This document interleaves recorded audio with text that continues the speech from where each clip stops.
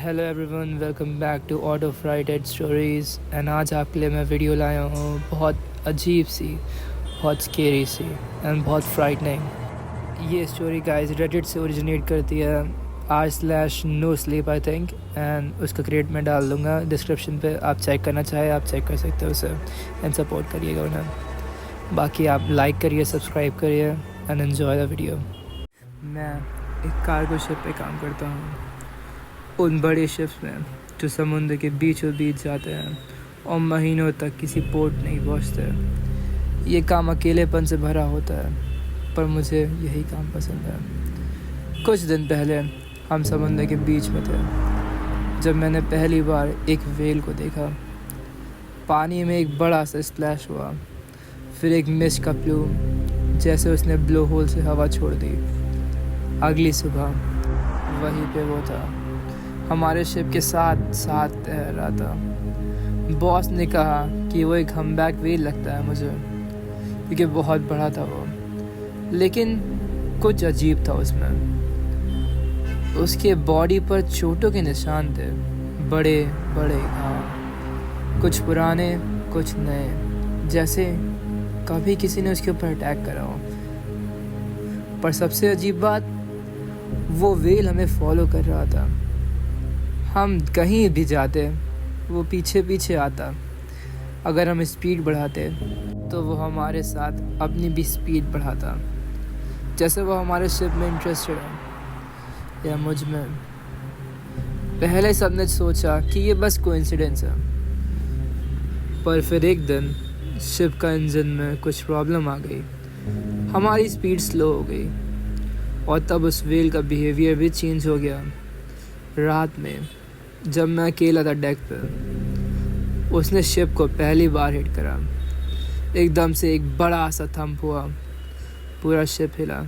मैंने देखा वो व्हेल हमारे हल को टकरा रहा था, एग्रेसिवली नहीं जैसे वो गुस्से में हो, पर वो एक्चुअल में हम लोग को रोकना चाहता था या हम लोग को वार्न कर रहा था कोई चीज़ से।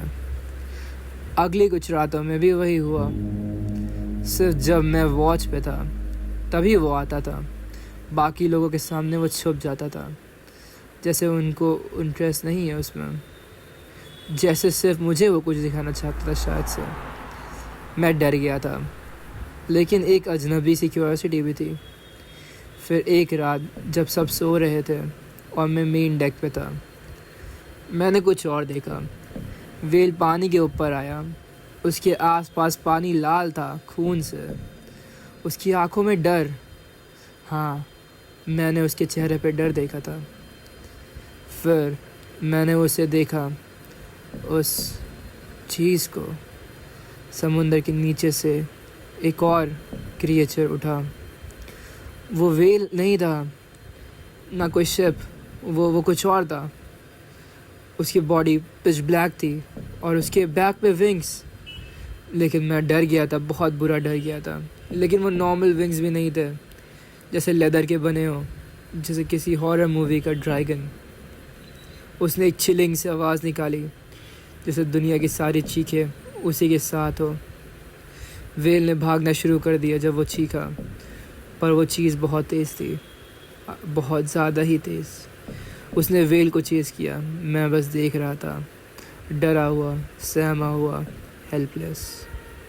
फिर एक सेकंड में सब कुछ खून खून हो गया। व्हेल को उस क्रिएचर ने फाड़ दिया बीच से, समुंदर लाल हो गया। और तब वो चीज़ सरफेस पे आई और उसने मुझे देखा। उसके पास कोई आँख ही नहीं थी, सिर्फ एक बड़ा सा माउथ था, पूरा घूमता हुआ सर्कल, जिसमें टीथ थे, sharp teeth, endless rose of teeth. और वो मुंह धीरे धीरे खुल रहा था, जैसे मुझे निकलने आ रहा हो। मैं फ्रीज़ हो गया वहीं पे ही। उस क्रिएचर ने मुझे सिर्फ एक सेकंड देखा, लेकिन उस नज़र में कुछ था, जैसे वो मुझे स्कैन कर रहा हो, समझ रहा हो, चूज़ कर रहा हो। फिर वो समुंदर के नीचे चला गया और उसके बाद सब कुछ नॉर्मल हो गया। इंजन भी ठीक हो गया, पता नहीं कैसे। शिप ने स्पीड भी पकड़ ली और वो वेल दोबारा ना दिखा, और वो क्रिएचर अगली बार नहीं दिखा हमें भी, किसी को भी। कहाँ गया कैसे पता, किसे पता। ऐसा सब हो गया जैसे कुछ हुआ ही ना हुआ हो। लेकिन मैं जानता था, मैंने देखा था, और जब मैं ज़िंदा हूँ, जब तक मैं ज़िंदा हूँ, मैं नहीं भूल सकता उस नज़र को। उसने मुझे ऐसे देखा कि मैं आज भी याद कर सकता हूँ। वो क्रिएचर, वो वेल जो सिर्फ मुझे देख रहा था, हेल्प के लिए, जैसे कह रहा हो वो मुझे ले रहा है और तुम अगले हो।